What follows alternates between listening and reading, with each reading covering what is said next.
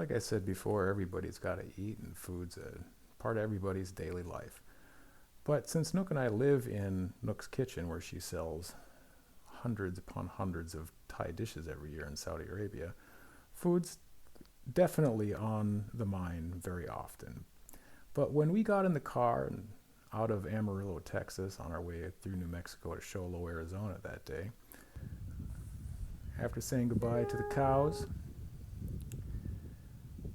we decided to take the Pie Town route.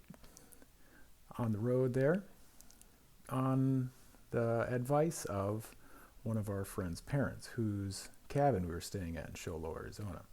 So we crossed the New Mexico desert and climbed about 3,000 feet in elevation from Amarillo over to Albuquerque. Wow. Such long, long, long. And trains were the theme of the day. We saw so many trains. And in fact, we saw very little else through New Mexico, especially on the Pie Town route. So while we dreamed of pies and what kind of pie we were going to have and whether we could keep a pie in our little fridge in the car there to bring to our friend Mike's parents over in Bakersfield, California a few days later, and how I would have to change my dietary schedule for that day in order to accommodate this pie that we're going to eat. Looked at all the different trains and also recognized how much freight is moved by rail in the country. These mile-long monsters moving bulk goods and energy and raw materials across the country. And as we climbed through the elevation, the landscape once again changed. We went from kind of a scrubland, plains like in Texas, up into proper high desert, where I'm not sure if we saw even one house until we got to Pie Town. Miles upon hundreds and hundreds of miles of virtually nothing.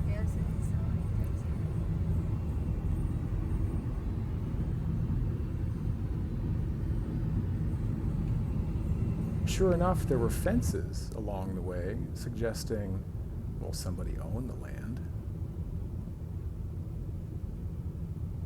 And I suppose there would have been cattle grazing along there somewhere. Oh, there's a building. But other than that building, again, I'm not sure if we saw one the whole way. But we sure did see a lot of trains.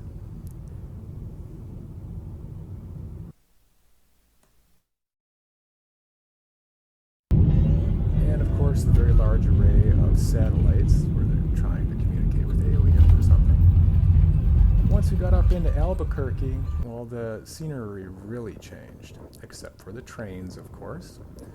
But the view from the high desert with the mountains along the horizon was really remarkable.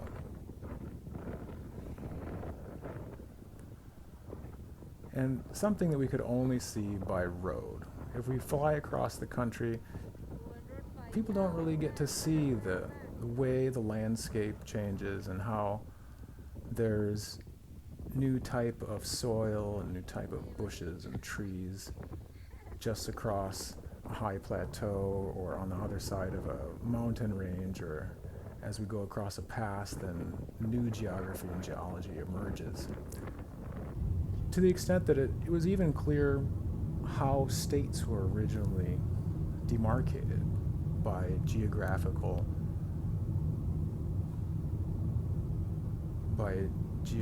landmarks, like over a mountain range or across a desert or up in elevation or across a ridge or across a river or a canyon. Totally look like Saudi.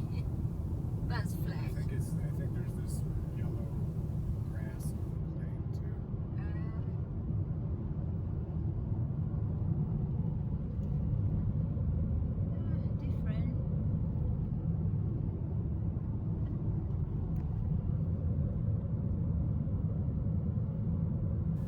this was one of our longer days in the car. We had a long day going from Texas to Show Low, and then we'd have a short day going from Show Low to Grand Canyon the next day. And thankfully, we had the Charger. Now, when I originally booked the reservation, I chose the cheapest car because I'm a teacher, and as I said previously, there are very few tangible rewards of being a teacher other than the time off. And so I had expected to pick up from Enterprise Rental Car a Volkswagen Jetta or similar. And Mike Otto, the guy whose parents' house we're going to here, told me that I should ask for upgrades because he had worked at one of these places before, and I'd never tried it before. I didn't expect anything to happen. So when I got there to Enterprise in Dearborn, Michigan, after getting off the flight, I asked the lady behind the counter if they had any upgrades, and she told me no, so I thought, well, all right. And then she surprised me. She came out with the Boss Charger. And driving so many hours, sitting so long in a car, I'm so glad that we had the Charger because it was very comfortable. In fact, by comparison, it might be the most comfortable vehicle I've ever driven. Okay, come back to the Texas. That's again.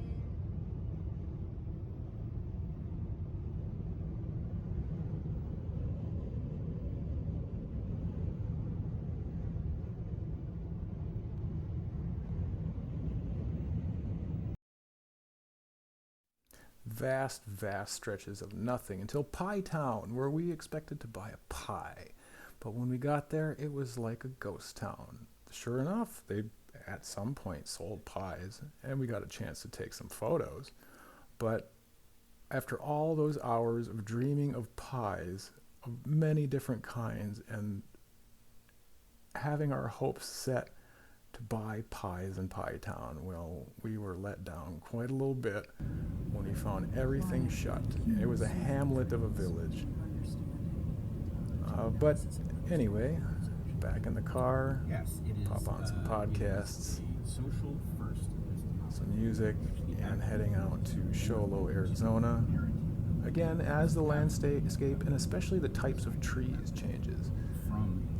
Into Arizona, we noticed that we were out of these scrubland pasture grazing areas and into something where there were these evergreen trees, remarkably different even in a similar geology and soil type between New Mexico and Arizona. Only after Nicholas Wade had cracked the case was it possible for people to see that this was actually quite a logical hypothesis. Now, of course, those of you who have been paying attention to the Dark Horse podcast know this has long been discussed by responsible voices, and that's to bring us. And so we finally made it to Show Low, and there in the little earthen hut, and we found our first place to get a proper night's sleep in a dwelling, in a fixed dwelling. So we cooked up some things, and I'll get back to more cooking on the road later. We had a nice hot fire going, and the next day a shower, which would be our last for a couple of days, and then off to the Grand Canyon the following morning.